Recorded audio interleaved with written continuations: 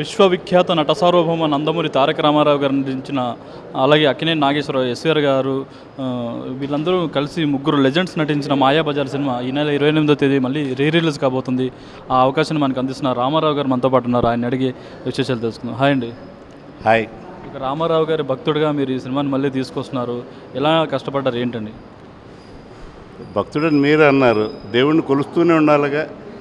నిత్యం దేవుణ్ణి కొలిచే భక్తుడిని కాబట్టి, ఎన్టీ రామారావు గారు కూడా నాకు ఆరాధ్య దైవం కాబట్టి ఈ అవకాశం రావటం అదృష్టంగా భావిస్తున్నాను. అంటే దీన్ని ఇప్పుడు ఎన్నో పాత సినిమాలని ఇప్పుడు తీసుకురావడానికి చాలామంది చాలా రకాలుగా కష్టపడుతున్నారు. మీరు దీన్ని కలర్లో తీసుకురావడానికి ఎలాంటి కష్టపడ్డారు? అంటే కలర్ మనం తీసుకురాలేదు, గోల్డ్ స్టోన్ అనే ఒక సంస్థ తెచ్చింది. వాళ్ళ కారణంగా ఇది కలర్లో నేను చూడటం, నేను చూసిన ఆనందాన్ని అందరికీ చూపించాలనే సంకల్పం. అందుకే అక్కినేని రమేష్ ప్రసాద్ గారు, ఎల్వి ప్రసాద్ గారు అబ్బాయిగా సహకారం అడిగితే ఆయన ఇవ్వటం, ఆయన ప్రోత్సాహంతో ఐమాక్స్ బిగ్ స్క్రీన్ మీద అందరూ ఆనందించే అవకాశాన్ని కల్పించడం అనే దగ్గర నా అదృష్టంగా భావిస్తున్నాను. రామారావు గారు బతుకున్నప్పుడు ఆయనతో మీకు ఎలాంటి అనుబంధం ఉండేది? ఆయన్ని ఫస్ట్ కలిసినప్పుడు ఏంటి మీ ఫీలింగ్? ఎప్పుడు కలిశారు? ఆయన ఫీలింగ్ చెప్పాలంటే జీవితాంతం చెప్పలేం. ఊహ తెలిసి అమ్మా నాన్నలు తప్ప మనకేమీ తెలియని రోజుల్లోనే ఈయన గుర్రపు స్వారీతో సినిమా చూసి అభిమానం మొదలైంది.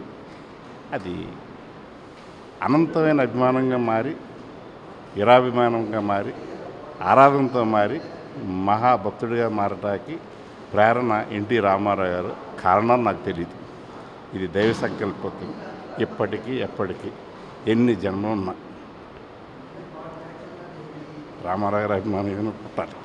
ఆయన తొలిసారి ఎప్పుడు కలిశారు? ఆ సందర్భం ఏంటి? మే 28, 1982 తిరుపతి ఎన్టీ రామారావు పార్టీ పెట్టిన మహానాడు రోజున కలిశాను. అప్పటికి నా వయసు 18 సంవత్సరాలు, ఇంటర్మీడియట్ పూర్తయింది. ఒక కారణంగా, రామారావు గారి కారణంగానే నా చదువు ఇంటర్తోనే ఆగిపోయింది. ఆయన పార్టీ పెట్టడం, ఆ పార్టీలో క్రమశిక్షణ గల కార్యకర్తల్లాగా, అభిమానులు సైనికుల్లాగా పనిచేయటం, ఆయన ముఖ్యమంత్రిని 9 నెలల్లో చేయటానికి ప్రజలు కారణమైతే, ఈ ప్రజలకి ఎన్టీ రామారావు గారికి అనుసంధానకర్తలు, రాముడికి వారధి నిర్మించిన వానర సైన్యం లాంటి సైనికులు ఎన్టీ రామారావు గారి అభిమానులు. ఆనాడు, ఈనాడు, ఏనాడు ఇలాంటి గొప్ప చరిత్ర సృష్టించటం ఈ భూప్రపంచంలో ఇప్పటి వరకు లేదు, రేపెవరు రారు. కారణ జన్మ ఎన్టీ రామారావు గారు మళ్ళీ పుడితే తప్ప. ఇది నేను సగర్వంగా మీ ప్రశ్నకు ఆనందంగా సమాధానం చెప్తున్నాను. కోట్లాది మంది అభిమానులు ఉన్నారు ఎన్టీఆర్, కానీ ఎవరు ఆయనకు అంత దగ్గరగా వెళ్ళలేదు. మీరు దగ్గరగా వెళ్ళారు. ఆయన మనవరాలి ఫంక్షన్లో కూడా మీరు ఉన్నారని ఇందాక ఒకరు చెప్పారు. ఏంటి అంత దగ్గరగా అవ్వడానికి?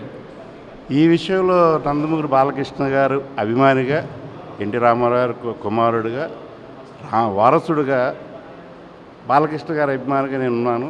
ఆయన సినిమాలకి భార్గవ్ ప్రొడక్షన్స్ గోపాల్ రెడ్డి గారి ప్రోత్సాహంతో నాకు అవకాశం సహకార దర్శకుడిగా కల్పించింది. కోడరామకృష్ణ గారి దగ్గర గోపాల్ రెడ్డి గారు, బాలకృష్ణ గారి ప్రోత్సాహం మరవలేంది. మీ అన్నప్రాస, బ్రహ్మణి పాప అన్నప్రాసకి నేను పాల్గొనే అవకాశం కల్పించింది నందమూరి బాలకృష్ణ గారు, వసుంధర గారి దంపతులు.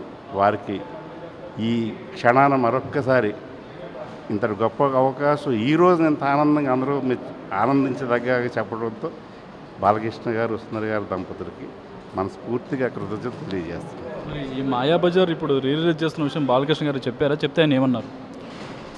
అంటే బాలకృష్ణ గారికి చెప్పలేదు.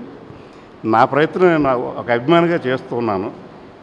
ఈ ఎన్టీ రామారావు గారి అభిమానిగా నేను ఒక పంపిణీదారుడిగా 1991 నుంచి భార్గవ్ గోపాల్ రెడ్డి గారు పంపిణీ సంస్థను పెట్టించారు రాజమహేంద్రవరంలో.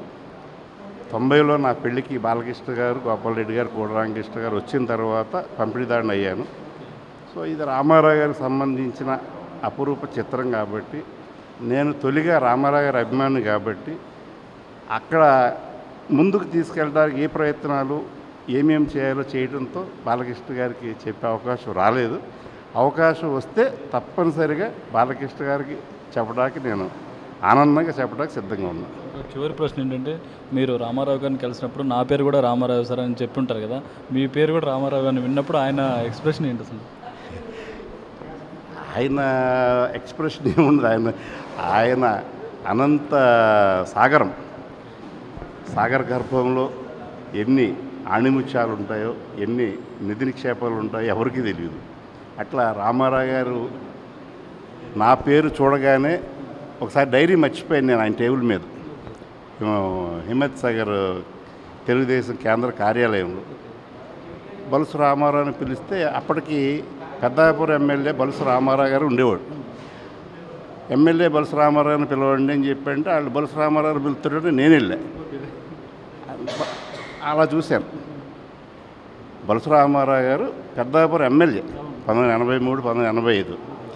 సో నా పేరు చూసి ఎమ్మెల్యే గారిని పిలవండి అంటే నేను వెళ్తే మిమ్మల్ని కాదన్నారండి. అంటే బలుసు రామారావుని పిలిచారని, మీరు రామారావు కదా అని చెప్పి అని అదొక అద్భుతమైన ఘటన.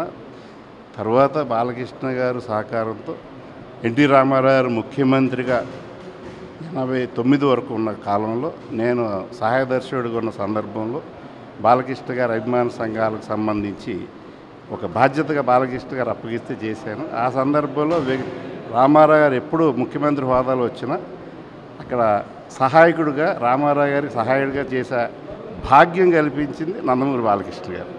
మరొక్కసారి బాలకృష్ణ గారికి, మా ఎస్ గోపాల్ రెడ్డి గారికి సందర్భంగా కృతజ్ఞతలు తెలియజేసుకుంటున్నాను.